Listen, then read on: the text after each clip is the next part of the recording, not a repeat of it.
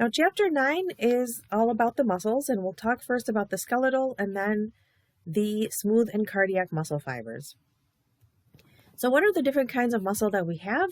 Guys should already know this. We have skeletal or voluntary muscles, smooth and cardiac muscles, and each of them has very specific characteristics and functions.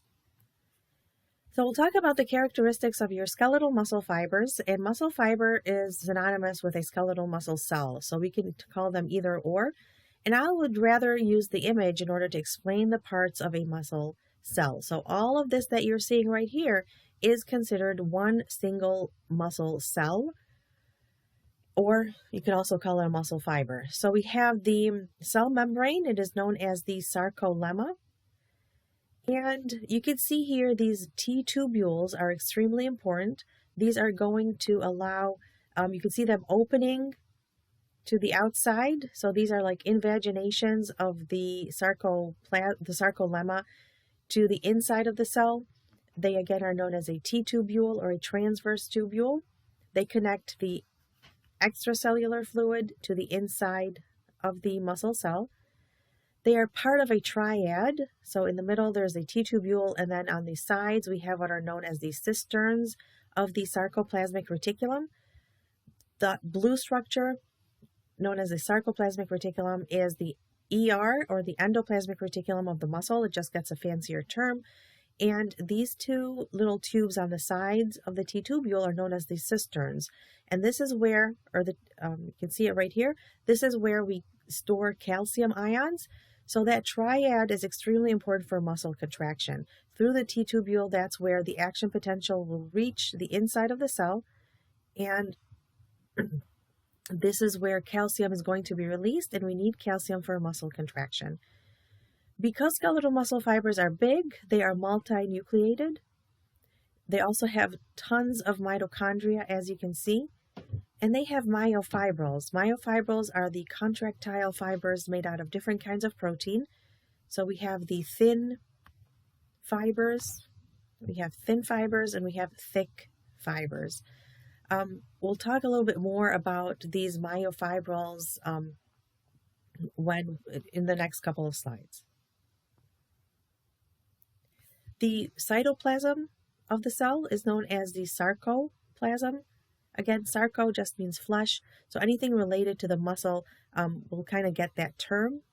Okay, so don't let it confuse you with like all of these fancier terms. They are just the same structures or organelles that are found in any cell, except they get a fancier first name. So the myofibril structures, we kind of already talked about the sarcoplasmic reticulum having those terminal cisterns, and that's where again you are going to store calcium in it. Calcium is stored in them bound to a protein known as calciquestrin. Okay, when we release calcium from the cells, that is going to start the whole process of a muscle contraction. We already talked about the T-tubule, that it is directly connects the outside of the cell to the inside of the cell. Now, a structure of a sarcomere, so a sarcomere is basically the lines that you see due to the interactions between the actin and myosin. We have building blocks, and that building block of a muscle fiber is called a sarcomere. It goes from the one Z line to another Z line. These Z lines are produced due to the attachments of these thin muscle fibers together. So as actin attach to each other, or hold hands, they make a zigzag line. You can see another one on here. Now from one Z line to a next Z line, that is called a sarcomere. Sarcomere has different zones and different lines in there. The myosin proteins, which are these thicker proteins, when they attach to each other, they are going to produce an M line. And then you can see different zones. So the H zone is the part of the sarcomere that only has thick fibers. The I band is the part that only has your thin fibers. And your H band, or your A band, is where you have both your thick and thin fibers. In order to remember it, I remember I, it's a thin letter, that's where you only have thin fibers. A band, the letter on top looks thin and the bottom is thicker, so that would be both having both the thin and thick filaments. While the H zone, H is more of a broader or a thicker letter, so that would mean it is the part of the sarcomere that only has the thick proteins. And here you can see again the different parts of the sarcomere, your Z lines, M line, and the different zones and bands. Myofibrils, those are your thick and thin filaments. Okay, the myofibrils, we do have them both in cardiac and in skeletal and smooth muscle fibers, but they are more organized in their appearance or in their structure, and that is why in skeletal and cardiac muscles have that striated appearance, while we do not have striations in smooth muscles. We still have the myofibrils, but they are not arranged perfectly like we see them in the skeletal and cardiac muscles. Now for the structure of your thin and thick muscles fibers. So myosin is the thick muscle fibers. It's made out of these two heavy chains that are intertwined together. We have these two light chains and this globular head.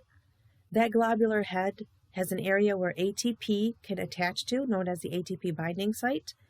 And it also has at the very tip another binding site for actin, called actin binding site. So when ATP binding site attaches to ADP, it would break it down into ADP and phosphate, and the head would take the energy and perform a muscle contraction. There are a little bit more details into that, but for now, this is good. Now the thin fibers, not only actin, so we do have actin. These look like these little tiny globular proteins attached together to make a chain. And then they have binding sites. Those binding sites are usually covered when we're relaxed. So when under a case of relaxation, they are covered by these ropes known as tropomyosin, and tropomyosin is kept in position through these pink proteins known as troponin. Okay, so that is how your striations are made. Here you can see the thick myosins and your thin filaments. Thin filaments are actin, tropomyosin, and troponin. So again, your composition. So the thick proteins are mainly made out of the myosin protein. We have the two heavy chains that are intertwined together. And at the very head of that globular head, there are two light chains with two binding sites, one for ATP and the one for actin. For the thin filaments, you've got actin, and those are your little tiny pearls that are going to produce the chain of actin fibers. And then we also have troponin and tropomyosin. Tropomyosin is that rope that covers the actin binding sites, and they are kept in position by troponin proteins. So in order for a contraction to occur, and I'm just going to go back to this picture, calcium will attach to troponin. Troponin will change its shape or its configuration. And when that happens, tropomyosin now is able to move, and that will expose these actin binding sites.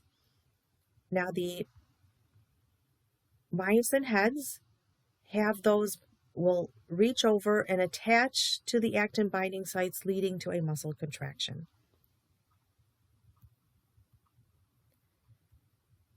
So at this point, we will stop right here, and I will see you in the next part.